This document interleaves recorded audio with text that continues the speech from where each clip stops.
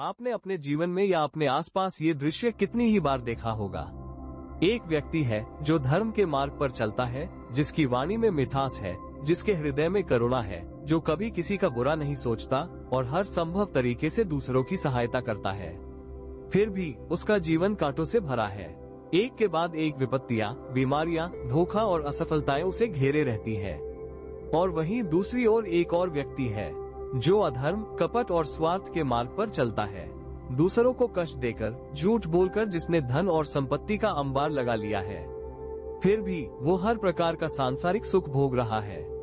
उसका परिवार सुखी है, उसका स्वास्थ्य उत्तम है और समाज में भी उसका दबदबा है। ये देखकर क्या आपके मन में श्रद्धा कांप नहीं जाती? क्या ईश्वर के न्याय पर, कर्म के उस सिद्धांत पर जिसे हमने बचपन से सुना है, एक गहरा प्रश्न चिन्ह नहीं लग जाता?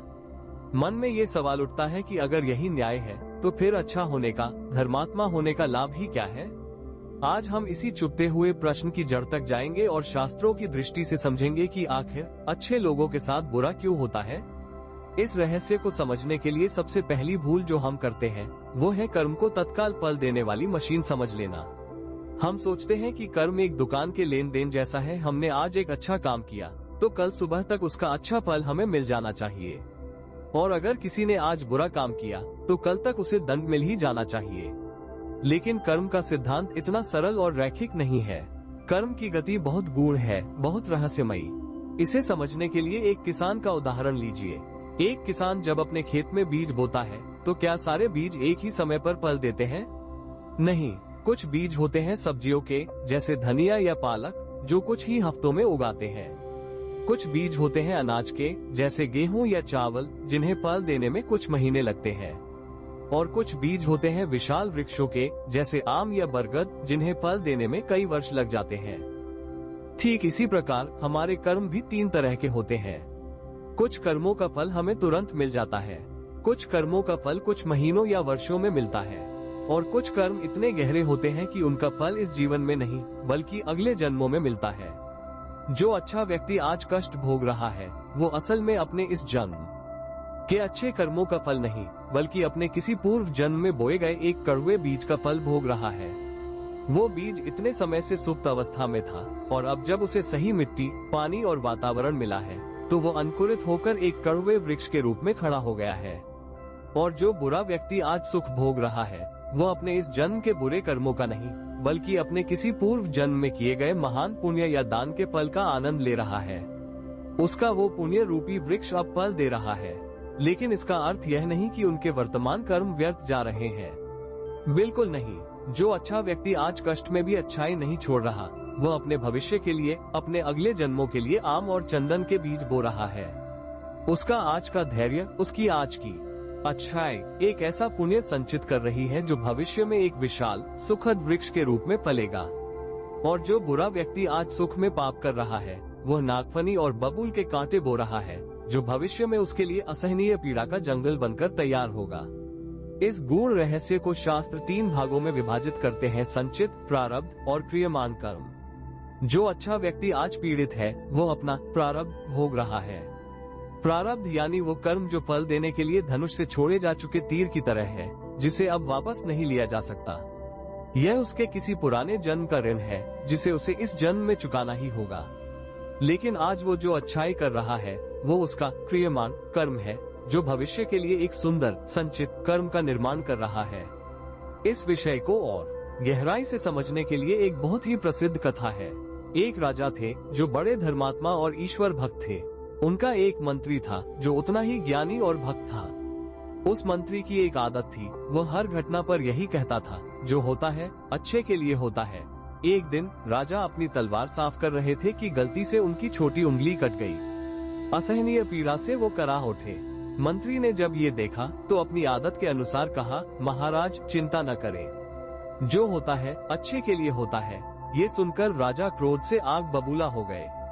उन्होंने कहा, मूर्ख मंत्री, मेरी उंगली कट गई, मुझे इतनी पीड़ा हो रही है और तुम कहते हो कि यह अच्छे के लिए हुआ? तुम्हारी इतनी हिम्मत। राजा ने तुरंत सैनिकों को आदेश दिया कि इस मंत्री को ले जाकर कारागार में डाल दो। जब सैनिक उसे ले जा रहे थे तब भी मंत्री मुस्कुरा रहा था और कह रहा था, महाराज ये भी अच्छे के लिए ही हो रहा है। राजा का क्रोध और बढ़ गया। कुछ हफ्तों बाद राजा अकेले ही शिकार पर निकले। जंगल में वो रास्ता भटक गए और एक आदिवासी कबीले द्वारा पकड़ लिए गए। वो कबीला अपनी देवी को प्रसन्न करने के लिए एक नर बलि देने वाला था और राजा उनके लिए उत्तम बलि थे। उन्होंने राजा को नहलाया, तैयार किया और बलि की वेदी पर ले गए। जैसे ही कबीले का पुजारी बलि देने के लिए आगे बढ़ा, उसकी नजर राजा की कटी हुई उंगली पर पड़ी। वो तुरंत चिल्लाया, ठहरो, ये बलि नहीं दी जा सकती। यह व्यक्ति खंडित है, इसका एक अंग भंग है। देवी को हम खंडित बलि नहीं चढ़ा सकते। कबीले के लोगों ने राजा को तुरंत मुक्त कर दिया। राजा अपनी जान बचाकर जैसे तैसे अपने महल वापस लौटे। महल में आते ही उन्हें सबसे पहले अपने मंत्री की याद आई। उन्हें समझ आ गया कि अगर उस दिन मेरी उंगली न कटी होती तो आज मेरी बलि चढ़ गई होती। मंत्री ने सच ही कहा था। राजा तुरंत कारागार गए, मंत्री को मुक्त किया, उससे क्षमा मांगी और कहा, मित्र, मैं समझ गया कि मेरी उंगली कटना मेरे लिए अच्छा क्यों था, पर यह बताओ, तुम्हारा कारागार में जाना तुम्हारे लिए कैसे अच्छा हुआ? मंत्री ने मुस्कुराकर उत्तर दिया, महाराज, मैं हर पल आपके साथ आपकी छाया बनकर रहता हूँ। अगर मैं कारागार में न होता तो आज शिकार पर भी आपके साथ होता। आपका शरीर तो खंडित होने के कारण बच गया, पर मेरा शरीर तो सर्वथा अखंड था। वे लोग आपकी जगह मेरी बलि चढ़ा देते, इसलिए आपका मुझे कारागार में डालना भी मेरे लिए अच्छा ही हुआ। ये कथा हमें क्या सिखाती है? ये सिखाती है कि हमारी दृष्टि बहुत सीमित है। हम केवल वर्तमान के छोटे से टुकड़े को देखकर निर्णय ले लेते हैं। हम नहीं जानते कि जिस घटना को हम आज बुरा कह रहे हैं, वो भविष्य में हमें किस बड़ी विपत्ति से बचाने का माध्यम बन रही है। अच्छे व्यक्ति के जीवन में आने वाले कष्ट केवल पुराने कर्मों का फल ही नहीं होते, कभी कभी इसके और भी गहरे आध्यात्मिक कारण होते हैं। पहला कारण है कर्मों का तीव्र क्षय। सोचिए, आपके ऊपर 100 जन्मों का ऋण है। अब आपके पास 2 विकल्प हैं, या तो आप 100 जन्मों तक थोड़ा थोड़ा कष्ट भोगकर उस ऋण को चुकाएं, या फिर ईश्वर की कृपा से एक ही जन्म में तीव्र कष्ट भोगकर सारे ऋण से मुक्त हो जाएं। जो पुण्यात्मा होते हैं, जो ईश्वर के करीब होते हैं, ईश्वर उन पर कृपा करके उनके संचित पापों को एक ही जन्म के कष्टों में जलाकर भस्म कर देते हैं, ताकि उनकी आत्मा निर्मल होकर आगे की आध्यात्मिक यात्रा पर तेजी से बढ़ सके। जिसे हम बुरा होना समझ रहे हैं, वो असल में ईश्वर की कृपा से हो रही एक तीव्र सफाई प्रक्रिया है। दूसरा कारण है श्रद्धा की परीक्षा। सोने को जब आग में तपाया जाता है, तभी उसकी शुद्धता निखरती है। उसी प्रकार ईश्वर कभी कभी अपने प्रिय भक्तों के जीवन में कठिनाइयां भेजते हैं, ये देखने के लिए कि क्या उसकी श्रद्धा कच्ची है या पक्की।